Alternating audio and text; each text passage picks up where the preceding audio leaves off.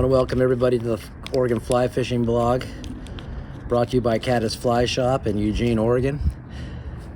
I've done a pattern like this in the past. This is a Frenchie. I'm going to be putting this, though, on a jig hook, and I'm going to be using this more for my European nymphing setups, along with as a dropper as well. I'm tying this today on a size 10 Gamakatsu J20.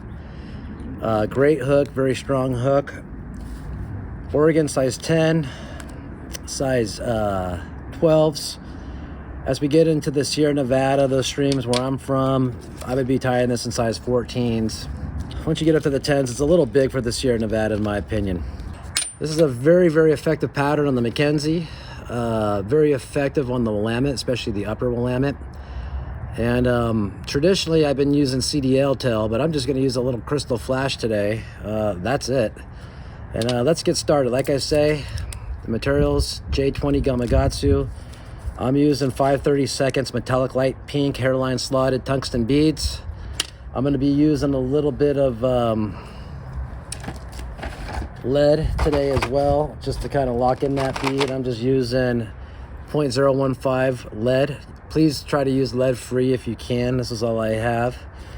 I'm using a little 6/0 uni thread in color pink. And other than that, the other material is a little pheasant tail here, and I'm just using a brown colored pheasant tail.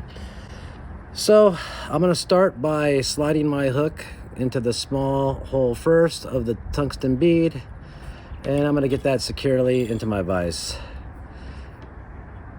I like to line up my barb there with my vise. I use that as an indicator, kind of just where I'm at. I'm just going to take a little piece of lead-free wire here. You don't need a whole lot, guys. 12 wraps or so, 10 to 12 wraps. So there we go. 1, 2, 3, 4, 5, 6, 7, 8, 9, 10, 11, 12. Pinch that up, break it off. Now the reason why I like to do that little bit of lead there, it's just I can slide that up into my tungsten bead, seat that correctly, and I'll rip off the rest of that just like that. Let me tighten up my vise here, guys. All right, there we go. And as you can see, I'll sit that bead in there nice and correctly with that rounded edge facing up versus the square edge. It just gets it a little deeper on that hook. Push all that forward. And then I'm gonna start with a little bit of thread, just right behind that lead. I'm going to build up a little dam there. I am going to take some wraps onto that just to kind of secure that in. Pinch down that little edge if you have a little edge there, and just really secure that in. Once I get that dam up, I'm going to break that off or cut that out of there.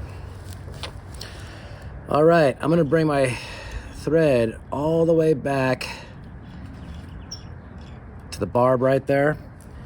And now traditionally for a tail, you'll see like CDL, or you'll see pheasant tail fibers. I'm just gonna put a little bit of crystal flash. I just take one little strand. You can even just find scrap stuff you got hanging around on your floor or something. I'm gonna bring that back to that barb right about there. And then I'm gonna do wraps all the way to the front, keeping that material on. Now you'll see that I'm gonna be going back and forth with my thread quite a bit today. I always want to maintain a nice even body here, okay, because I am going to be wrapping pheasant tail on here. I want a nice taper, nice even taper, just to have a really nice body as I'm tying in this fly. Okay, I like to come back. I will do, watch this quickly, I'm going to do a really loose wrap underneath that little crystal flash. Really little, very little pressure. And all that's going to do is it's going to prop that up just like that. And then I'm going to go ahead and take my thread back to the halfway point. The next material that I'm using right here, this is just a little bit of ultrawire and gold, size small. You could probably use brassy on a size 10, but if you're going, you know, size 14s, size 12s, go with small. I'm going to keep that wire right on top, and I like to shove that all the way up into that bead, right up to the front, just like that, okay? Now, since this is a jig hook, I could add a lot of weight to this thing, and I'm really just trying to keep all the weight in one area so it keeps it riding or oriented the way I want it in the water with the hook riding up. But also it's going to maintain that even body that I'm looking for. And I'm going to come back, touching wraps on my wire, back to the back here. And then I'm going to take a look there, looks good. And I'm going to go ahead and just make my body as taper and uniformed as I can. And I do that by going back and forth. And that looks pretty good right there. The next step is I'm going to be taking some pheasant tail. Now, unfortunately, this is all I have with me at the moment. If you have a new piece of pheasant tail, you'll have much larger fibers to work with. I unfortunately don't have very large fibers to work with, so I'm going to try to just bend them from the end here. And I'm taking a good chunk, probably about 1/4 inch, which is probably going to be anywhere from about 5 to, I don't know, 7 or so strands, okay?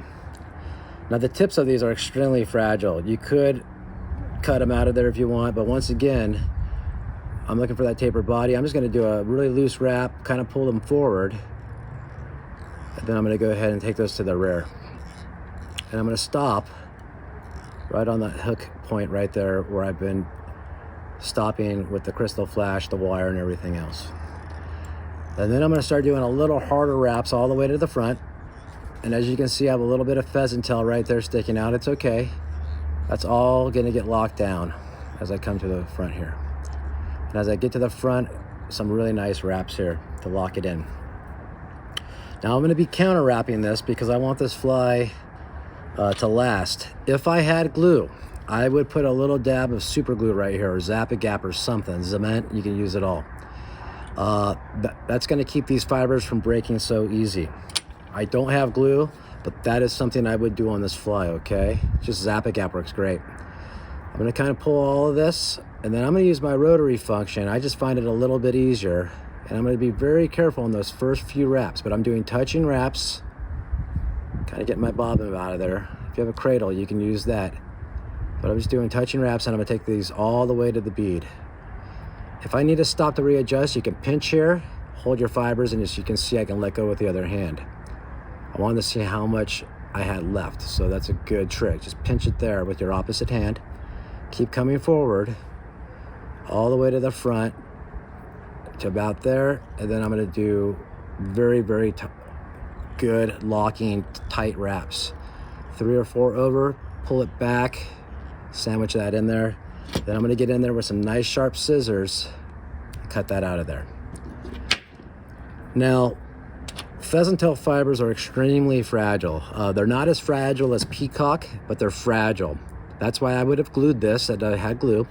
But since I went up and over away from me with the pheasant tails, I'm going to do the opposite with my wire. So I'm going to be coming underneath and away.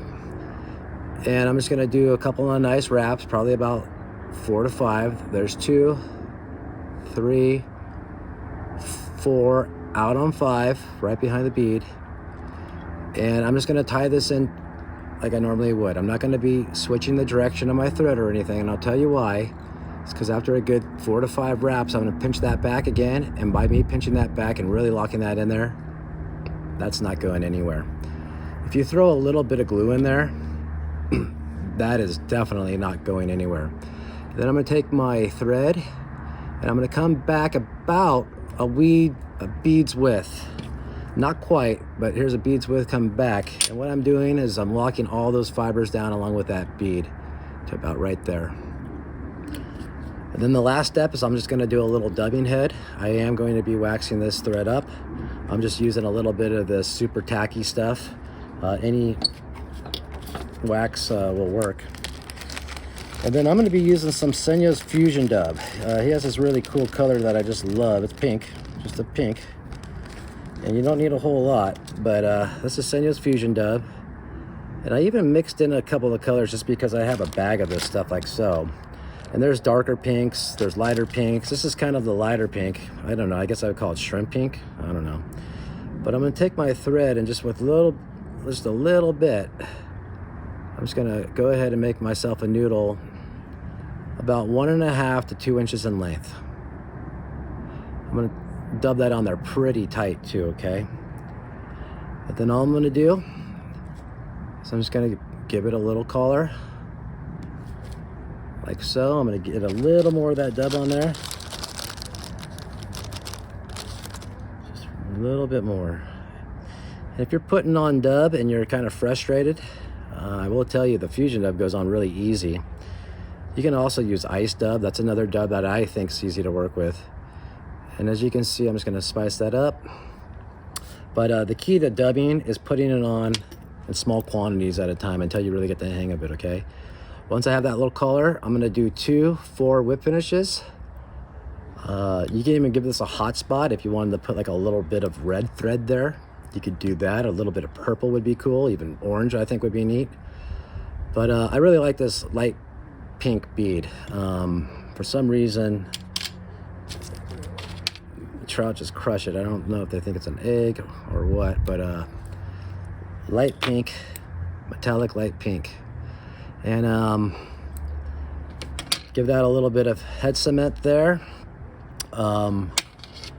I like the tail to be about the gap of the hook, so I'll trim that up just a hair like so. And that's my quick variation of the classic French nymph, the Frenchie. Give them a shot. If you're fishing the McKenzie, I've used this same exact pattern with a black matte bead.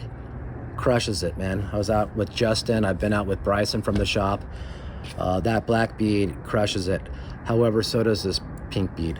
Size 10s, that's what you should be tying those. They're in Oregon. Folks in the Sierra, tie these in size 14s. It's a great mayfly imitation, probably even a stonefly, you know. It's just a great pattern. Tie them up, give them a shot, and let us know how they fish for you. Have a great day, and tight lines, everybody.